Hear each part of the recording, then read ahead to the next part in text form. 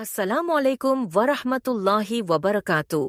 हमारी छोटी सी गुजारिश है, अगर आपको ये पैगाम पसंद आए तो चैनल को सब्सक्राइब जरूर करें और कमेंट में सुबहान अल्लाह लिखना ना भूलें। सलातु वस्सलामु अला रसूलिही सय्यिदिल इंसी वल जान व अला आलिहि व अस्हाबिहि ज़विल खैरि वल इहसान अम्मा बाद फ़अऊज़ु बिल्लाहि मिनश शैतानिर रजीम बिस्मिल्लाहिर रहमानिर रहीम इन्ना अंज़लनाहु फ़ी लैलतिल क़द्र वमा अदराका मा लैलतुल क़द्र लैलतुल क़द्रि खैरुम मिन अल्फ़ि शहर तनज़्ज़लुल मलाइकतु वर्रूहु फ़ीहा बिइज़्नि रब्बिहिम मिन कुल्लि अम्र सलाम हिया हत्ता मतलइल फ़ज्र सदक़ल्लाहु मौलाना अज़ीम। बारगाह रिसालत मुआब सल्लल्लाहु तआला अलैहि वसल्लम में दुरूद पाक का हदिया पेश करें। अल्लाहुम्मा सल्लि अला सय्यिदिना व मौलाना मुहम्मदिन मअदनिल जूदि वल करम व आलिहि व अस्हाबिहिल किराम व इब्निहिल करीम व बारिक व सल्लिम सलातन दाइमतन सरमदन अबदा। अज़ीज़ान गिराम वक़ार, आज की ये शब अहादीस रसूल सल्लल्लाहु तआला अलैहि वसल्लम के मुताबिक मुमकिना लैलतुल क़द्र में से है। हुज़ूर अकरम सल्लल्लाहु तआला अलैहि वसल्लम के फ़रमान आलिशान में ये मिलता है कि शब क़द्र को रमज़ान की आखिरी ताक रातों में तलाश करो, 21, 23, 25, 27 और 29। और अक्सर फ़ुक़हा कराम, औलिया कामिलीन और बुज़ुर्गों का रुझान लैलतुल क़द्र के मुतालिक इस रात ही की तरफ गया है। वो 27वीं शब ही हो सकती है, ज़्यादा गालिब गुमान ये है। और हम लैलतुल क़द्र को, शब क़द्र को इसलिए भी ढूंढते हैं कि उस रात की फ़जीलत में मेरे आका सल्लल्लाहु तआला अलैहि वसल्लम ने इरशाद फरमाया, उस रात जो भी मोमिन बंदा ईमान के साथ खड़ा हुआ अपने रब ताला के हुजूर, रात में इबादत के लिए खड़ा हुआ, तौबा व इस्तिग़फ़ार किया, तो हदीस पाक में अल्लाह ताला उसके पिछले तमाम गुनाहों को माफ़ फरमाएगा। इसलिए लैलतुल क़द्र की जुस्तजू में हर मोमिन रहता है कि इस रात को अगर अल्लाह तबारक व तआला ने माफ़ करना है, उसमें मेरा भी नाम शामिल हो जाए, तो पिछले साबक़ा तमाम गुनाह माफ़ कर दिए जाएंगे। अल्लाह तबारक व तआला हमें लैलतुल क़द्र की बरकतें अता फ़रमाए और साबक़ा ख़ता और गुनाहों को मौला मुआफ़ फरमाए। मैं तमाम मोमिनीन से यही कहूँगा कि ये रात जिसके मुतालिक कुरान कहता है लैलतुल क़द्र खैरुम मिन अल्फ़ि शहर, ये एक शब क़द्र जो है, एक लैलतुल क़द्र, एक रात 1000 महीनों से अफजल है। 1000 महीनों से अफजल है। 1000 महीने कई सालों में हो जाएंगे। जब आप उसको तरतीब देंगे 1000 महीने तो कितने साल बन जाएंगे। तो ये इतने सालों से बेहतर एक रात है। यूँ समझ लो पूरी ज़िंदगी इबादत करना है एक तरफ, और लैलतुल क़द्र की इस मुक़द्दस घड़ी में इबादत करना है एक तरफ। इसलिए इस रात को ज़ाया होने ना दें। जो लोग इस रात को ऐश व इशरत में और इधर उधर बैठ करके या फिर घूमने फिरने में, बाइक राइडिंग में और लोगों के तमाशे देखने में जो गुजारते हैं, मैं समझता हूँ वो बहुत बड़े हिरमा नसीब हैं। उन्होंने अपनी किस्मत में मिली हुई इस रात को अपने हाथों ज़ाया किया, हिलाक किया। और इसीलिए मेरे आका सल्लल्लाहु तआला अलैहि वसल्लम की हदीस भी मिलती है, वो शख्स तबाह व बर्बाद हो जाए, हिलाक हो जाए, जो रमज़ान को पाया मगर उसकी कदर नहीं किया। अब हुजूर पाक सल्लल्लाहु तआला अलैहि वसल्लम ने उसके लिए दुआ हिलाकत फरमाई है, तो ऐसा बंदा तो हिलाक होना ही है, ऐसे को तो बर्बाद होना ही है जो रमज़ान पाया लेकिन उसकी कदर नहीं कर सका। तो मेरे अजीज़ों, मैं तमाम नौजवानों से यही कहूँगा, तुम्हारे लिए खेलने कूदने और दूसरे कामों के लिए और भी बहुत सारे औकात हैं, लेकिन इस पाकीज़ा वक्त को इस तरह ज़ाया ना करो। और जो देखने में मिलता है, इस रात को लोग दोस्त अहबाब के साथ निकल पड़ते हैं, चलो ऐश व इशरत करना है, कुछ घूमना फिरना है, लोगों को परेशान करना है। अब तो हालात लॉकडाउन के हैं, बाहर अगरचे जाने ना मिले मगर अपने नौजवान बच्चे अपने ही मोहल्ले में लोगों को, पुलिस को परेशान करने के लिए निकलते हैं। तो क्या ये रात इस तरह के अय्याशियों के लिए आती है? क्या तुम इसको औरों की तरह, गैरों की तरह समझते हो कि इंटरटेनमेंट की एक रात है, दूसरों के त्योहारों की तरह रक्स करना, नाचना, शराब पीना, माज़अल्लाह? یہ وہ رات ہے جو تمہارے سابقہ گناہوں کو معاف کرنے کی بشارت لے کر کے آ رہی ہے، تم اس کی طرف توجہ نہیں دیتے۔ تو پھر ایک بات یہ بھی یاد رکھ لو، تم میں سے کسی کو یہ بات خبر نہیں ہے، کسی کو معلوم نہیں ہے کہ اگلا رمضان تمہاری زندگی میں آئے گا کہ نہیں آئے گا، نہیں معلوم ہے۔ یہاں تو لاشیں اس طرح سے دیکھنے کو مل رہی ہیں، روزانہ موت کی خبریں اس طرح عام ہو چکی ہے۔ تو آپ اندازہ کرو کہ اگر آپ کو اللہ تعالیٰ نے یہ رات عطا کیا ہے تو یہی سوچ کر کے کہ آپ عبادت کرو کہ شاید میری زندگی کی آخری رات ہوگی، یہ لیلۃ القدر شاید میری زندگی میں دوبارہ نہیں ملے گی۔ جب یہ تصور تمہارے اندر آئے گا تو انشاءاللہ عبادت کا ایک ذوق بھی بڑھ جائے گا، لطف بھی آئے گا، اور اللہ تعالیٰ سے گڑ گڑا کر کے مانگو گے بھی۔ اس طرح سے مانگو کہ مولا اگر یہ میری زندگی کی آخری شب قدر ہے تو اس رات کو بخشے بغیر مجھے اپنی جگہ سے نہ اٹھا، میرا نام بخشے وہ میں شمار فرما۔ جیسے کہ حضور پاک صلی اللہ تعالیٰ علیہ وسلم مکہ مکرمہ حاضر ہوئے اور جب واپس ہونے لگے تو خانہ کعبہ کے پاس آپ نے یوں دعا فرمائی تھی کہ اے اللہ اگر یہ میری آخری زیارت ہے خانہ کعبہ کے پاس تو پھر یہاں سے مولا ہم سب کی مغفرت کے بغیر ہمیں باہر نہ فرما۔ تو اس طرح سے آپ اس رات کو بھی یہ سمجھ کر کے دعا کریں کہ اگر میری زندگی میں اور دوبارہ رمضان آنا نہیں ہے یا لیلۃ القدر آنے کا ہماری زندگی میں کوئی نصیبہ نہیں ہے تو مولا اس رات کو ہی ہمیں معاف فرما دے اور اس کے بعد والی زندگی کو کبیرہ اور صغیرہ گناہوں سے محفوظ فرما دے۔ یہ لیلۃ القدر کے سلسلے میں میرے عزیزوں عبادتوں کا اہتمام کریں، عورتیں اپنے گھروں میں بچوں کو بھی لے کر بچیوں کو بھی لے کر بیٹھیں۔ صرف جاگنا اصل مسئلہ نہیں ہے، بعض لوگ سمجھتے ہیں کہ جاگنا چاہیے، جاگنے کا مطلب موبائل لے کر بیٹھ کر کے جاگنا، یہ فضیلت کی بات ہے۔ جاگنا اس کے لیے افضل ہے جو اپنے آنکھیں قرآن کی تلاوت میں لگا چکا ہو یا اپنے جسم کو رب ذوالجلال کی عبادت میں مصروف کر چکا ہو۔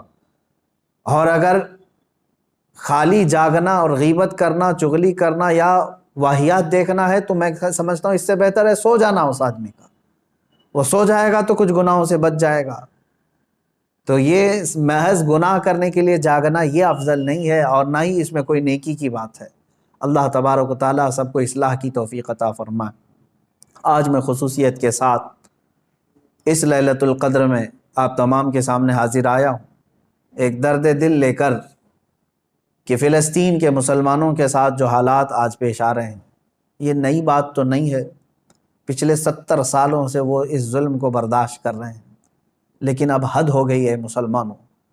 مسجد اقصیٰ میں، بیت المقدس میں اسرائیلی پولیس داخل ہو کر اپنے جوتوں سمیت اور گولیوں سے مسلمانوں کو نشانہ بنانا، باضابطہ ہمیں وہاں کی جو خبریں آ رہی ہیں لوگ نماز میں مشغول ہیں، دعاؤں میں مشغول ہیں۔ کل بڑی رات تھی وہاں پر، کل لیلۃ القدر تھی، شب قدر کے لیے وہاں پر ہزاروں کی تعداد میں لوگ جمع ہیں، بچے بھی ہیں، بوڑھے بھی ہیں، جوان بھی ہیں، عورتیں بھی ہیں، وہ پیچھے آمین کہنے کے لیے آ بھی جاتی ہیں۔ ان سب کو ان ظالموں نے نشانہ بنایا ہے۔ مسجد اقصیٰ خون میں نہا رہی ہے، قبلہ اول ہمارا، بیت المقدس ہمارا، آج وہاں خون کی ہولی کھیلی جا رہی ہے۔ اب مجھے یہاں پر بات صرف اتنی کرنی ہے کہ وہ کہاں گئے سیکولر کے بھوت، وہ کہاں گئے جو انصاف اور امن و امان کی بات کرنے والے، ہیومن رائٹس کی تنظیمیں، کیا ان کے منہ میں گھی لگ گیا ہے؟ کیا ہے آج ان مسلمانوں کے خلاف جو حالات پیدا کیے جا رہے ہیں اسرائیلیوں کی طرف سے، اس پر کوئی آواز نہیں اٹھاتا؟ یہ دہشت گردی نہیں ہے میرے عزیزو؟ آپ سمجھو پوری دنیا ایک طرفہ دہشت گردی کے لیبل کو صرف مسلمانوں پر چسپاں کرنا چاہتی ہے۔ ورلڈ کا سب سے بڑا دہشت گرد ہے یہ اسرائیلی حکومت کے انڈر میں اس طرح کی جو سازشیں ہو رہی ہیں۔ آپ سوچیں کسی بھی مذہب کے، کسی بھی دھرم کے لوگ جب عبادت میں ہوتے ہیں تو گویا کہ وہ دنیا سے کنارہ ہو کر اپنے اپنے خدا کے پاس جا رہے ہیں، یہی تو ان کا تصور ہوتا ہے۔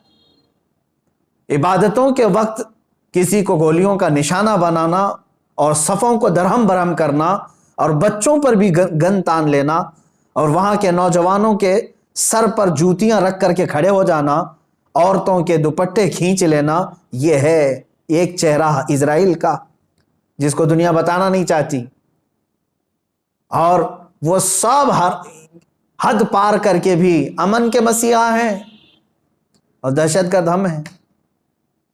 وہ قتل بھی کرتے ہیں تو چرچا نہیں ہوتا، ہم آہ بھی کہتے ہیں تو ہو جاتے ہیں بدنام۔ میرے عزیزو، اب یہ وقت قیامت کے قریب کا ہے، آپ دیکھو کہ تمہارا مسیحا ہے کون تمہارے لیے آواز اٹھانے والا ہے۔ تقریباً 57 ممالک اسلامی نام سے جانے جاتے ہیں، ان میں کا کوئی لیڈر سوائے ترکی یا کچھ لوگوں کے؟ یہ سارے اپنے عیاشیوں میں مصروف ہیں۔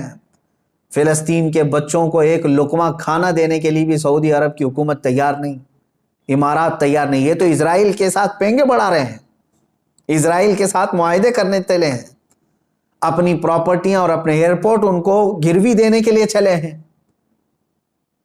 سمجھنے کی آج ضرورت ہے، جہاں اسلامی ملک ہم سمجھ رہے ہیں، سعودی ہو یا امارات ہو یا بحرین ہو یا قطر ہو، یہ تمام ممالک، ان سب کی نہ جانے کون سی مجبوریاں ہیں، یا ان کے گھروں میں کون سے یہودی آ کر داخل ہو چکے ہیں، یہ واللہ عالم۔ کہ نہ سیریا کے مارے جانے والے مسلمانوں کے لیے بات کرتے ہیں، نہ فلسطین کے نہتے بچوں کے لیے بات کرتے ہیں، نہ یہ برما کے قتل عام پر کوئی بات کرتے ہیں۔ ان کو تو کچھ لینا دینا نہیں ہے امت مصطفیٰ سے، بلکہ یہ الٹا امت کے ان غریب مسلمانوں کو بلیم کرتے ہیں کہ یہ اس طرح دہشت پھیلاتے ہیں۔ ایک وقت آئے گا، دیکھ لینا، ان کی کرسیاں ہلیں گی، وقت آئے گا جب ان کے تاج اچھالے جائیں گے، یہ سب بہت بری موت مارے جائیں گے۔ اس لیے کہ میں نے پڑھا ہے، کفر کی حکومت تو چل سکتی ہے لیکن ظلم کی حکومت نہیں چلے گی، ظلم زیادہ دن تک نہیں چلے گا، یہ صدائے بازگشت ہے، پلٹ کر کے واپس آنا ہے۔ آپ کو پتہ ہے، میں نے دیکھا ہے فلسطین کے بہت سارے لوگوں کو جن حالات میں وہ زندگی گزار رہے ہیں، اللہ کی پناہ، 35 سال 40 سال سے ان کی مارکیٹوں پر کرفیو لگی ہے۔ کرفیو سمجھتے ہیں، ایک دن 2 دن کرفیو لگے تو ہمارے دکانوں پر تالا، اور 40 سال سے کرفیو لگا کر کے رکھے ہیں کچھ مارکیٹس میں، بازاروں میں، دکانوں پر جالے لگ چکے ہیں، بہت ساری پراپرٹیاں اور جائیدادیں ہڑپ کر کے اسرائیلی غصب کر کے بیٹھے ہوئے ہیں۔ یہ ساری کی ساری چیزیں بنا ان عرب لیڈروں کی اجازت کے اور ان کی منظوری کے نہیں ہو رہی ہیں۔ یہ سب میں ان لوگوں کی ہمدردیاں شامل ہیں۔ انہوں نے سعودی ہو یا جتنے بھی یہ مسلم کنٹریز ہیں، فلسطین کے بچوں کے خون پر اپنی کرسیاں بچھائے ہوئے ہیں۔ آج ہمیں درد ہوتا ہے اس بات کا میرے عزیزوں کہ اب مسجد اقصیٰ کو بھی انہوں نے پامال کر دیا، مسجد اقصیٰ کے اندر داخل ہو کر کے اپنی گن کو اٹھا لیا اور عبادتوں کی اور صفوں کو وہاں پر درہم برہم کر دیا۔ اب یہ تمہارے سمجھنے کا وقت آ چکا ہے، اب مسلمانوں تمہارے اتحاد کا وقت ہے۔ لیکن ہم تو یہاں سے آواز اٹھاتے ہیں، جتنا ہو سکے میں بیدار کرنے کے لیے آواز اٹھاتا ہوں، ورنہ رہ رہ کے 100 زخموں کا خیال آتا ہے، کس زخم پر ہم بات کریں آج۔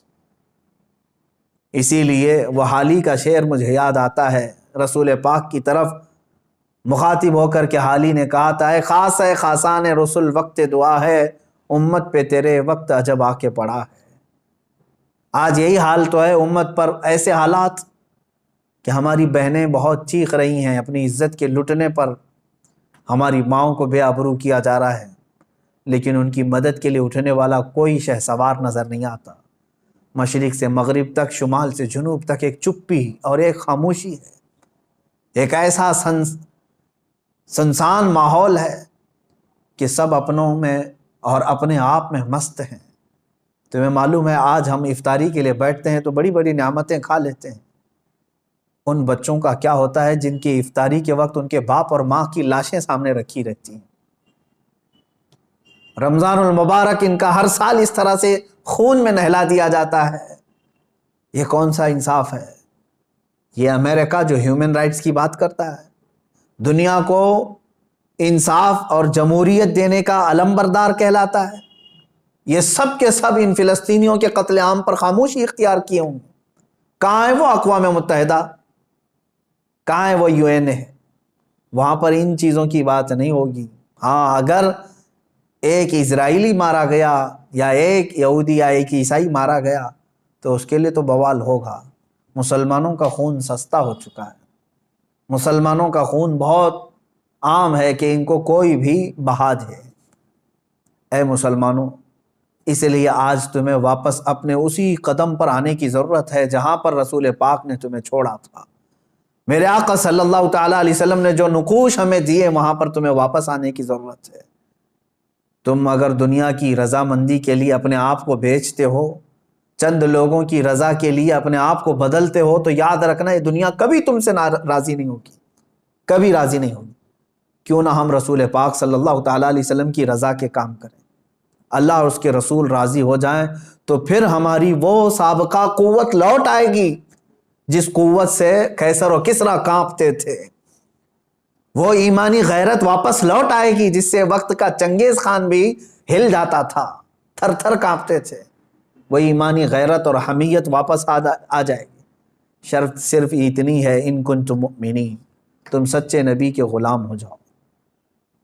ولا تہینوا ولا تحزنوا وانتم الاعلون، میرے رب کا وعدہ ہے کہ تم غم نہ کرو، پریشان مت ہو، تم بلند ہوگے، لیکن اس کے ساتھ ایک شرط ہے کہ تم نبی کی وفاداری تو کرو، غلامی میں تو آ جاؤ۔ آج فلسطین ہے، اس کے بعد شام ہے، اس کے بعد عراق ہے، اس کے بعد یمن ہے، پھر افغان ہے، برما ہے، یہ سب جگہ مذبح خانہ بنا ہوا ہے۔ جانور بھی اتنے نہیں کاٹے جاتے جتنے وہاں کے انسان کاٹے جاتے ہیں۔ میرے عزیزو، آج کے ان حالات کو دیکھ کر کے مجھے اندازہ ہو رہا ہے اب رب تبارک و تعالیٰ کا یہ قہر ہی تو ہے کورونا۔ جب ظلم بڑھتا ہے تو بلائیں بھی پھیلتی ہیں۔ یہ جتنے ظالم ہیں دیکھ لینا یہ بلاؤں میں گرفتار ہوں گے۔ آج یہ جو حالات پیدا ہوئے ہیں، کثرت سے یہ بیماری کا پھیل جانا اور کثرت سے موتوں کا ہو جانا، آپ کیا سمجھتے ہیں؟ یہ بھی ایک اللہ تعالیٰ کے غضب کی نشانی ہے، یہ اس کے قہر کی نشانی ہے۔ تمہارے پاس لاکھوں کروڑوں بھی ہوں گے، تم بچ نہیں پاؤ گے اس کی پکڑ سے۔ ظلم سے باز آ جاؤ۔ ظلم ایک ایسی چیز ہے جس کو کبھی دنیا نے پسند نہیں کیا، اور ہر ظالم کا انجام بہت سخت ہوا ہے۔ وہ چنگیز خان جس نے لاکھوں کی لاشیں بچھا دی تھی محض گھوڑے پر بیٹھ کر کے، ایک بار اپنے ہاتھ میں کسی چیز کو لے کر کھیل رہا تھا۔ مجھے یاد آتی ہے بات، آج فلسطین کے بچوں کے لیے اب بھی میری امید ہے۔ لوگ یہ کہتے ہوں گے ان کے پاس کچھ نہیں، ارے وہ چھوٹے کنکر اور پتھر سے مقابلہ کر رہے ہیں، سامنے والے پیٹروٹ میزائل لے کر کھڑے۔ اسرائیلیوں کے پاس گن ہیں اور وہ بچوں کی کھوپڑیوں پر لگاتے ہیں، اور دوسری طرف نہتے بچے ہیں۔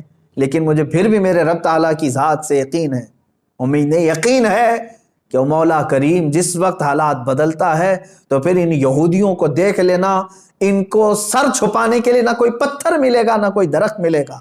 میرے آقا صلی اللہ تعالیٰ علیہ وسلم کی حدیث ہے، قیامت کے قریب تم دیکھو گے ہر پتھر یہ تمہیں پکار کر کے کہے گا، اے مسلم آ جا ادھر میرے پیچھے، ایک یہودی چھپا اسے قتل کر دے۔ یہ حدیث پاک میں ہے۔ یہ مارے جائیں گے، ان کا بھی انجام برا ہوگا، سخت ہوگا۔ یہ ظلم کا جو ننگا ناچ ناچ رہے، ان کو کیا لگتا ہے کہ ہمیشہ ہی رہیں گے؟ یہ خود چین سے کبھی نہیں رہ سکتے۔ ذلت والے لوگ، انبیاء کا بے حساب قتل کیا جنہوں نے، پوری دنیا کی آج چین و سکون کو غارت کرنے والا یہ اسرائیل کیا سمجھتا ہے کہ ہمیشہ ان کی حکومت قائم ہو جائے گی؟ میرے رب تبارک و تعالیٰ کا انتقام بہت قریب ہے، بہت قریب ہے۔ میں جو بات عرض کر رہا تھا وہ یہ ہے کہ فلسطین کے بچوں کے لیے اب بھی انشاءاللہ العزیز امید ہے، آئے گی۔ چنگیز خان ظالم تھا، اس نے انسانوں کی کھوپڑی سے مینار بنانے کا بھی حکم دے دیا تھا۔ اتنے قتل کرتے تھے، جس راستے سے وہ گزرتے پورے گاؤں کو جلا کے چلے جاتے تھے، کوئی نشانی نہیں رکھتے تھے۔ منگولیا کے رہنے والے یہ چنگیز خان نے ایک وقت ایسا آیا کہ تقریباً کئی 100 لوگوں کو، مسلمان بھی تھے اس میں اور دوسرے بھی تھے، قید کر کے لایا اور کھڑا کر دیا۔ قتل عام کا حکم تھا، 3 صفیں لگی ہوئی تھی، اس میں علماء تھے اکثر، ایک بڑی عمر کے بزرگ بھی اس میں کھڑے تھے۔ وہ پہلی صف میں تھے، تو جلاد کو اس نے حکم دیا، چنگیز خان اپنے گھوڑے پر بیٹھا ہوا تھا، حکم دیا کہ قتل کرو۔ تو پہلی صف کو جب قتل کرنے لگا جلاد، تو بڑی عمر والے جو تھے وہ ایک بزرگ، وہ دوسری صف میں پیچھے چلے گئے کہ پہلی صف والوں کے سب سر اڑا دیے گئے، سب قتل ہو گئے۔ چنگیز خان دیکھ رہا تھا کہ ایک بوڑھا پہلی صف سے دوسری صف میں جا رہا ہے، دوسری صف کے قتل کا حکم ہو گیا، تو وہ بوڑھے میاں تیسری صف میں چلے گئے کہ بچ جاؤں کہیں سے۔ چنگیز یہ چیز دیکھ کر کے ہنس رہا تھا، کہکا مار رہا تھا، دوسری صف کے بھی پورے لوگ قتل ہو گئے۔ تیسری صف جب بچی تھی، تب چنگیز خان نے اس بوڑھے کو مخاطب کر کے کہا، بڑے میاں یہ آخری ہے، پہلی سے تم دوسری میں آ گئے، دوسری سے تیسری میں آ گئے، میں دیکھ رہا ہوں مسلسل تم کو، اب پیچھے کوئی صف نہیں، آگے میری تلوار ہے، بتاؤ اب کہاں جاؤ گے، اب کون بچائے گا؟ اس بزرگ نے کہا، میرے رب کی ذات سے اب بھی مجھے امید ہے، میرے اللہ سے مجھے اب بھی امید ہے، وہ اگر چاہے تو اب بھی مجھے بچائے گا۔ کہا کہ اب کوئی صورت ہی نہیں ہے تمہارے بچنے کی، قتل عام کا حکم تھا، تیسری صف کے لوگوں کو قتل کرنے کا آرڈر دیا ہی تھا۔ اچانک وہ کوئی چیز لے کر کے اپنے ہاتھ میں کھیل رہا تھا چنگیز خان، اس کے ہاتھ سے وہ گر گئی، وہ چیز جیسی گری وہ جھک کر کے اٹھانے گیا تو گھوڑا ڈر گیا، اس کا ڈر کر کے بدک گیا اور ایسا دوڑا کہ چنگیز کے پیر جو ہے اس کے زین میں پھنسے رہ گئے اور سر نیچے لٹکا رہ گیا، اور گھوڑا اتنا سرپٹ دوڑتا گیا کہ اس کا سر جو ہے پتھروں سے ٹکراتا چلا گیا، اتنا ٹکرایا، لوگ پکڑنے کی کوشش کرتے رہے، گھوڑا کسی کے ہاتھ میں نہیں آیا۔ وہ بہت اعلیٰ نسل کا گھوڑا تھا جو چنگیز استعمال کرتا تھا۔ وہ گھوڑا بھاگتا رہا یہاں تک کہ بہت دیر کے بعد جب چنگیز خان کے گھوڑے کو قابو میں کیا گیا، اس کا سر جو ہے کئی پتھروں سے ٹکرا چکا تھا اور اس کے بعد اس کی موت آ چکی تھی، موت آ گئی۔ اس بابا نے کہا تھا، اب بھی اگر اللہ چاہے تو مجھے بچا لے گا، ظالم اگر سر پر بھی کھڑا ہے، گردن پر تلوار بھی ہے، اگر رب تبارک و تعالیٰ چاہے تو ظالم کو اسی وقت اس کے انجام تک پہنچاتے۔ آج بھی اسرائیل نے اگر حد کر دیا، بچوں کے خون، عورتوں کے خون کو مسجد اقصی میں بہا دیا، تو یاد رکھنا رب تبارک و تعالیٰ دیکھ رہا ہے۔ وَمَا اللَّهُ بِغَافِلٍ عَمَّا يَعْمَلُ الظَّالِمُونَ، اللہ ہرگز ظالموں کے کام سے غافل نہیں۔ إِنَّمَا يُؤَخِّرُهُمْ لِيَوْمٍ تَشْخُصُ فِيهِ الْأَبْصَارُ، ہاں وہ تھوڑا مؤخر کرتا ہے اپنی پکڑ کو، لیٹ کرتا ہے، دیر کرتا ہے پکڑ کو، کیوں؟ تاکہ سارے لوگ اس کا انجام دیکھ سکیں، سارے لوگ اس کا انجام دیکھ سکیں۔ وہ تھوڑا سا ڈیلے کر کے بعد میں پکڑ کرتا ہے، اور جو ڈھیل ہوتی ہے اس کو کوئی یہ نہ سمجھ لے کہ وہ جو کر رہا ہے اچھا کر رہا ہے۔ لیکن میں تمام مسلمانوں سے کہنا چاہوں گا، اب بعض لوگ تو اپنی تسبیح اپنے مسلح پر تو آئی گئے ہیں کہ چلو فلسطین کے بچوں کے لیے دعا کرنا ہے۔ ظاہر سی بات ہے، اب دعا کے علاوہ بہت سارے لوگوں کے پاس بچا کیا ہے، آج یہی حالات ہیں ہمارے۔ لیکن ساتھ میں نوجوانوں سے کہنا چاہوں گا، اٹھو وہ گر نہ حشر نہ ہوگا پھر کبھی، دوڑو کے زمانہ چال اپنی چل گیا۔ جو چنگاری وہاں پر، جو آگ وہاں پر لگی ہے، اس کی چنگاریاں تمہارے گھر میں آنے پر دیر نہیں لگے گی، یاد رکھنا۔ پڑوس کے گھر میں اگر آگ لگی ہے تو چادر تان کر کے سو جانا یہ بیوقوفی ہے کہ اس گھر کی آگ کی چنگاریاں تمہارے گھر کو بھی جلا کر خاک کر سکتی ہیں۔ یہ تمہیں جگانے کے لیے، بیدار کرنے کے لیے ہے۔ جہاں جہاں تم ظلم کی یہ تمام داستانیں سن رہے ہو، وہ چنگاریاں تمہارے گھر سے بہت قریب ہیں، تمہارے گھروں کو خاکستر کرنے کے بھی منصوبے بنائے جا چکے ہیں۔ اس لیے ایمان کے ساتھ اور محبت مصطفیٰ کے ساتھ بیدار ہو جاؤ، قوت عشق سے ہر پست کو بالا کر دو، دہر میں نام محمد سے اجالا کر دو۔ مولا کریم، اے رب رحیم، اے غفور و رحیم مولا، آج کی اس مقدس رات ہم تیرے دربار میں دعا کرتے ہیں، اے رب ذوالجلال تو رحم اور کرم فرما دے، امت مصطفیٰ پر کرم فرما دے۔ اے اللہ تیرے دربار میں ہم ہاتھ پھیلائے ہیں، فلسطین کے نہتے بچوں پر تو رحم فرما دے۔ اے اللہ رمضان کا پاکیزہ مہینہ ہے، اے کریم خدا رمضان میں لوگ روزے سے رہتے ہیں، دن بھر بھوکے رہتے ہیں۔ اے کریم خدا، اسرائیلی یہودی ظالم جنہوں نے ان کی افطاری سے قبل ان کو خون میں نہلا دیا یا ان کے رات کی تراویح میں ان کو خون سے نہلا دیا ہے، مولا تو کریم ہے، تو رؤوف و رحیم ہے، عزیز ذو انتقام ہے، ان ظالموں کو کیفر کردار تک پہنچا دے، ان کو تہس نہس فرما دے، اسلام و سنیت کا بول بالا فرما، کفر و شرک کا منہ کالا فرما، جتنے برے منصوبے اسلام اور مسلمانوں کے خلاف بنائے جاتے ہیں مولا سب کو تو خاک میں ملا دے۔ اے رب ذوالجلال احسن الخالقین، ہم سب کے تمام پچھلے سابقہ گناہوں کو معاف فرما دے، نیک اور اچھی زندگی عطا فرما دے، تیرے حبیب پاک صلی اللہ تعالیٰ علیہ وسلم کی سچی پکی عقیدت و محبت نصیب فرما، لیلۃ القدر کی برکت سے مولا ہم سب کی مغفرت فرما، جتنے لوگوں نے مجھے دعا کی درخواستیں کی ہیں سب کی جائز مرادیں پوری فرما، ہماری ماؤں بہنوں بچیوں بیٹیوں بہوؤں سب کی عزت و آبرو کی حفاظت فرما، جو بے اولاد ہیں انہیں صالح اولاد عطا فرما، جو بے روزگار ہیں انہیں حلال روزیاں عطا فرما، جو مقروض ہیں ان کے قرضوں میں آسانیاں عطا فرما۔ اے رب ذوالجلال، جو جس پریشانی میں مبتلا ہے تو بہتر جانتا ہے، تو علیم و خبیر ہے، مولا سب کی پریشانیوں کو دور فرما دے۔ مولا ہماری نسلوں میں قیامت تک عاشقان مصطفیٰ پیدا فرما، ہماری اولاد کو ہماری نسلوں کو گستاخان رسول سے بچا لے۔